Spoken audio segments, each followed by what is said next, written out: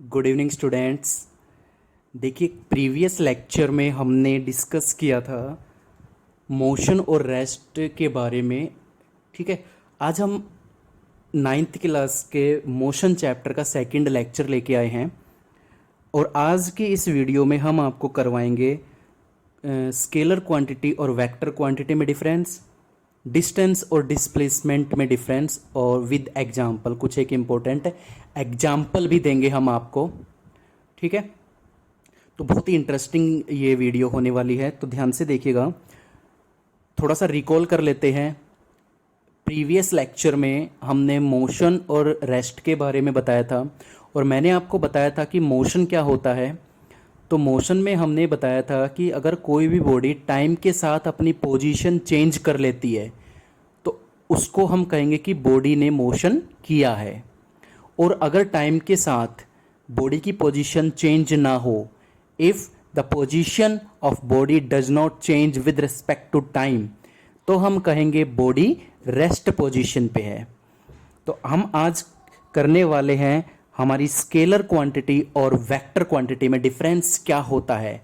ये टॉपिक ऐसा है जो +1 और +2 तक और आगे जब भी आप स्टडी करोगे फिजिक्स में हर बार यूज होगा। बहुत ही इंपॉर्टेंट कंसेप्ट है स्केलर क्वांटिटी और वेक्टर क्वांटिटी क्या होती हैं। तो ध्यान से देखिएगा स्केलर क्वांटिटी के बारे में। देखिए, स्केलर क्या होती है। स्केलर क्वांटिटी एक ऐसी क्वांटिटी होती है जिसमें मैग्नीट्यूड के साथ साथ उसकी डायरेक्शन भी हम पता लगा सकें। यानी जिस क्वांटिटी में magnitude as well as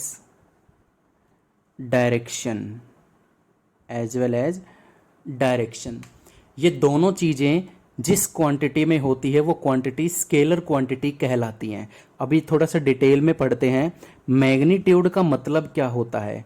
magnitude का मतलब होता है जिसको नापा जा सके। ठीक है, यानी मेजरेबल क्वांटिटी, मेजरेबल जिसको नापा जा सके। ठीक है, जैसे सॉरी थोड़ा सा उल्टा हो गया। Scalar quantity as well as direction, यानी इसकी जो ये होती है इसकी डायरेक्शन मैग्नीट्यूड होता है बट नॉट डायरेक्शन। ठीक है, तो थोड़ा सा देख के करिएगा। देखिए, एक बार फिर से कर लेते हैं। स्केलर क्वांटिटी क्या होती है, जिसका मैग्नीट्यूड भी हो, मतलब जिसको हम मेजर कर सकें इजिली, बट उसकी डायरेक्शन ना हो। ठीक है, ओके। एग्जाम्पल लेके मैं आपको समझाता हूं कि स्केलर क्वांटिटी एक्चुअल में होती क्या है। जैसे मैंने मास लिया और उसका जिस कोई भी ऑब्जेक्ट है उसका मास आया 50 kg। अब ये जो 50 kg है ना, ये दिस इज 50, ये मैग्नीट्यूड है कि भैया किसी भी ऑब्जेक्ट में अगर पूछा जाए कि कितना मास है उस ऑब्जेक्ट में, तो आप कहोगे 50 किलोग्राम। बट अगर आपसे पूछा जाए कि किस डायरेक्शन में मास था, तो आपको पता होना चाहिए कि डायरेक्शन होती ही नहीं है मास की। मास को सिर्फ मेजर किया जा सकता है, मास की डायरेक्शन नहीं होती। इसलिए मास एक स्केलर क्वांटिटी के रूप में बोला जाता है। इसकी और अगर मैं वो एग्जांपल लूं, तो अगर मैं टेम्परेचर की बात करूं तो आपको मालूम है टेम्परेचर जैसे हमारी नॉर्मल बॉडी टेम्परेचर कितना होता है 37 डिग्री सेल्सियस।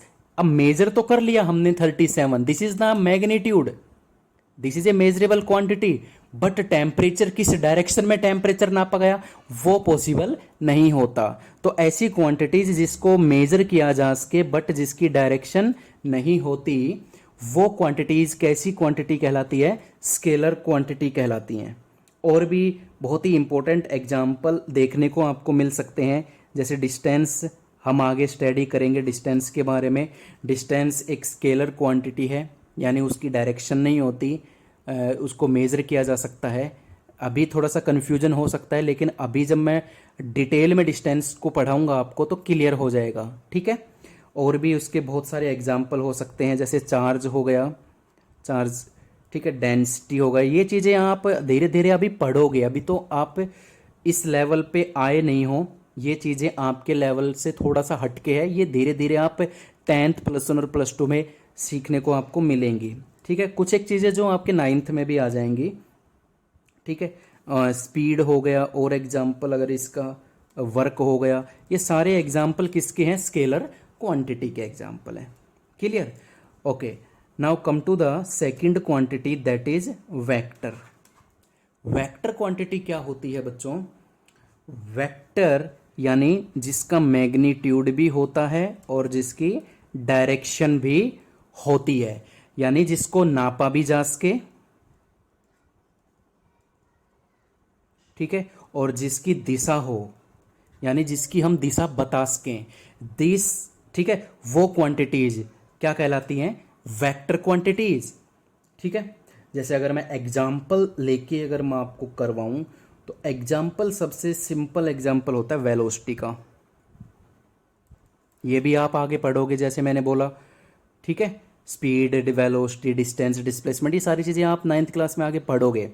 वेलोसिटी क्या होती है अभी डिटेल में ज़्यादा कुछ नहीं बताऊंगा, क्योंकि ये टॉपिक आने वाला है, तो वहीं पे हम इसको डीपली स्टडी करेंगे। वेलोसिटी एक वेक्टर क्वांटिटी है। वेलोसिटी को मेजर भी किया जा सकता है कि मान लीजिए कोई गाड़ी चल रही है 20 किलोमीटर प्रति घंटे की स्पीड से, तो ये जो 20 किलोमीटर है ना, ये तो उसका मैग्नीट्यूड हो गया, लेकिन एक पर्टिकुलर डायरेक्शन में है कि गाड़ी कौन सी डायरेक्शन में जा रही है। ठीक है, तो वेलोसिटी एक वेक्टर क्वांटिटी के रूप में देखी जाती है। और भी इसके बहुत सारे एग्जाम्पल होते हैं, जैसे फोर्स हो गई। फोर्स की भी एक डायरेक्शन होती है कि किसी भी ऑब्जेक्ट पर हमने फोर्स लगाई तो किस डायरेक्शन में लगाई, तो फोर्स भी एक वेक्टर क्वांटिटी है। डिस्प्लेसमेंट, जो कि हम पढ़ने वाले हैं नेक्स्ट टॉपिक में। ठीक है, तो कुछ एक ये एग्जाम्पल्स होते हैं वेक्टर क्वांटिटी के। तो this is all about the scalar और वेक्टर क्वांटिटी। ठीक है, इस तरीके से आप इसको कर सकते हो। ये आपका दूसरा टॉपिक हुआ। अब हम चलते हैं हमारे मेन टॉपिक डिस्टेंस और डिस्प्लेसमेंट के डिफरेंस के बीच में। चलिए अब हम पढ़ते हैं हमारे डिस्टेंस के टॉपिक पे। इट्स मोस्ट इम्पोर्टेंट बच्चों। ठीक है, बहुत इंपॉर्टेंट है, ये आगे तक यूज होगा आपके। तो डिस्टेंस के बारे में आपको बताना चाहूँगा। मान लीजिए 2 पॉइंट है यहाँ पे, ए नाम का और बी नाम का। इसके बीच का जो एक्चुअल पाथ होगा ना, जो एक्चुअल लेंथ होगी, the actual length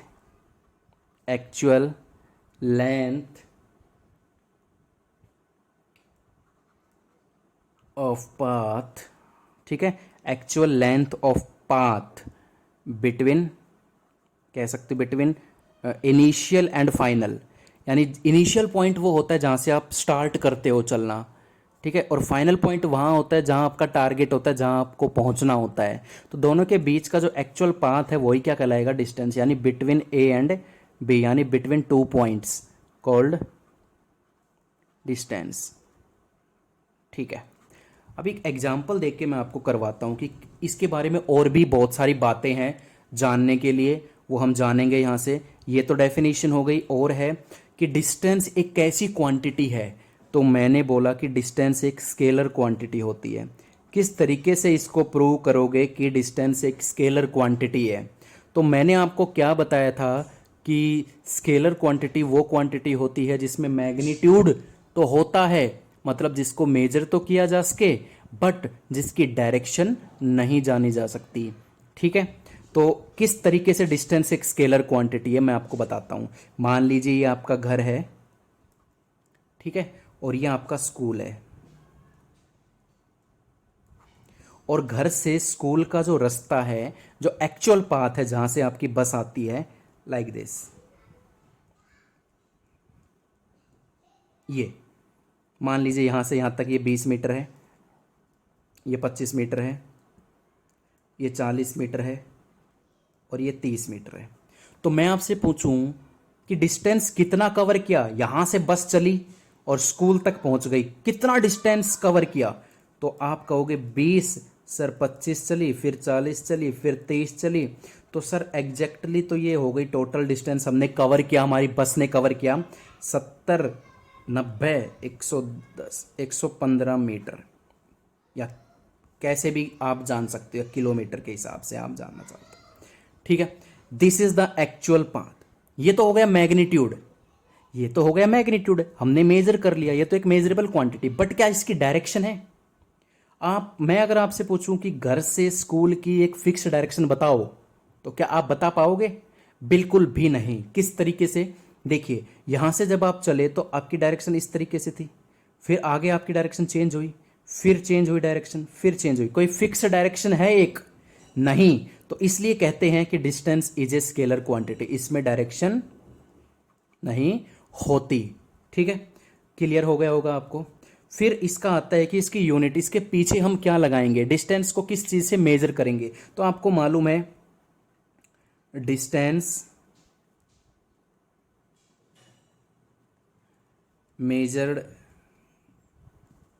in metre, centimetre, kilometre, बहुत सारी यूनिट्स है जिसके पीछे हम इनको मेजर कर सकते हैं, डिस्टेंस को मेजर किया जा सकता है, फुट में भी, इंच में भी। ठीक है, इस तरीके से हम कर सकते हैं, यार्ड में भी। बट जो एक्चुअल, जो न्यूमेरिकल्स में हम यूज करेंगे जो यूनिट, वो है सेंटीमीटर। क्या है? मीटर और सेंटीमीटर, ये दोनों इंपॉर्टेंट है। मीटर और सेंटीमीटर, ये दोनों ही unit very very important according to distance. तो डिस्टेंस को देखते हुए ये दोनों यूनिट बहुत ही ज़्यादा इंपॉर्टेंट कहलाती है। ठीक है, ये आपकी डेफिनेशन हो गई। ये एक स्केलर क्वांटिटी होती है, इसको मेजर किया जा सकता है सेंटीमीटर से, किलोमीटर से। दूसरी बात, सबसे इंपॉर्टेंट पॉइंट एक और बताता हूं मैं आपको यहाँ पे, कि डिस्टेंस कभी भी जीरो नहीं हो सकता। Distance can not be zero, distance always be positive, distance always be positive, distance हमेशा पॉजिटिव वैल्यू आपको देगा। ठीक है, तो ये कुछ एक इम्पोर्टेंट पॉइंट है। अब हम डिस्कस करते हैं हमारे डिस्प्लेसमेंट टॉपिक के ऊपर। ठीक है, तो उसको ध्यान से देखिएगा। चलिए, अब आता है हमारा डिस्प्लेसमेंट का टॉपिक। बिल्कुल डिस्टेंस का वाइस वर्सा, यानी बिल्कुल डिस्टेंस का उल्टा है ये टॉपिक। तो डिस्प्लेसमेंट में क्या देखते हैं, ये एक्चुअल में क्या होता है, shortest distance, shortest distance between initial and final point या फाइनल पोजीशन।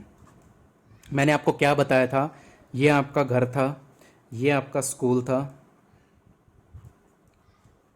आप ऐसे चले, ये तो हो गया आपका डिस्टेंस। अगर मैं कहूं डिस्प्लेसमेंट निकालो, तो डिस्प्लेसमेंट होता है shortest distance between initial and final. Initial position जहां से आप चले, ये आपकी इनिशियल पोजीशन है, ये आपकी फाइनल पोजीशन है। जहां आपको पहुंचना होता है वो आपकी फाइनल पोजीशन होती है। तो इनिशियल टू फाइनल, इसके बीच का जो शॉर्टकट है, यानी ये डिस्टेंस, ये जो डायरेक्ट मैंने बनाया, ठीक है, इनिशियल से लेके फाइनल का ये जो डिस्टेंस है, this is the displacement, this is the displacement. एक और एग्जांपल मैं देता हूं। मान लीजिए यहां से ए पॉइंट से और बी पॉइंट तक आपको जाना है, आप ऐसे गए और फिर ऐसे गए, ऐसे गए और ऐसे गए, ये तो आपका डिस्टेंस हो गया, जिसमें डायरेक्शन चेंज हो रही है, ये तो आपका डिस्टेंस हो गया। अगर मैं डिस्प्लेसमेंट कहूं, तो इनिशियल पॉइंट और फाइनल पॉइंट के बीच का ये डिस्टेंस जब आप करोगे, दिस इज द डिस्प्लेसमेंट। ठीक है, तो हमेशा याद रखना। एक सबसे इंपॉर्टेंट मैं बात बताता हूं कि डिस्प्लेसमेंट जो होगा, always be less, always be less और इक्वल डिस्टेंस।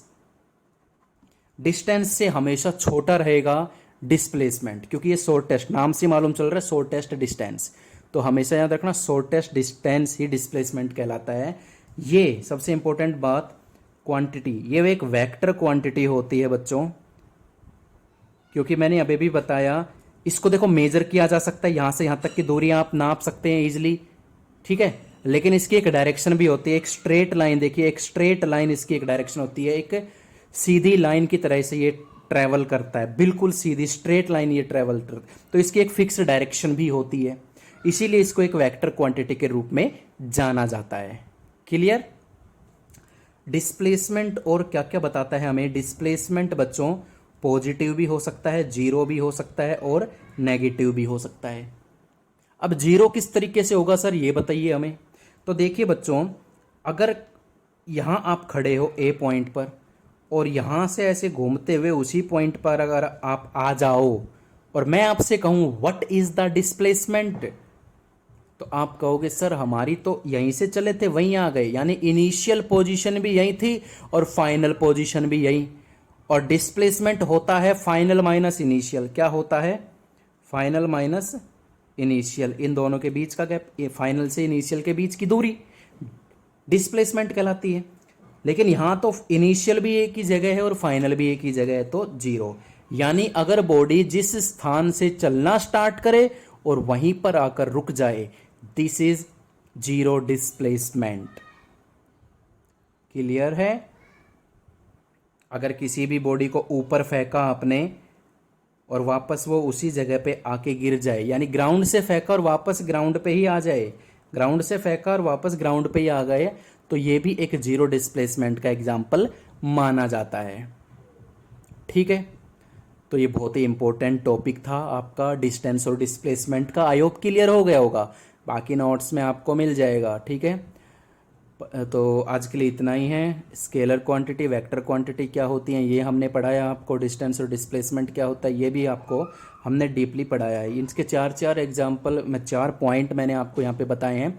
तो 2 नंबर में या 3 नंबर में अगर इसका डिफरेंस पूछा जाता है तो आप यही 3-4 पॉइंट्स आप लिख के आओगे। तो आज के लिए इतना ही। पढ़ते रहिए, मुस्कुराते रहिए, खुश रहिए। Thank you so much.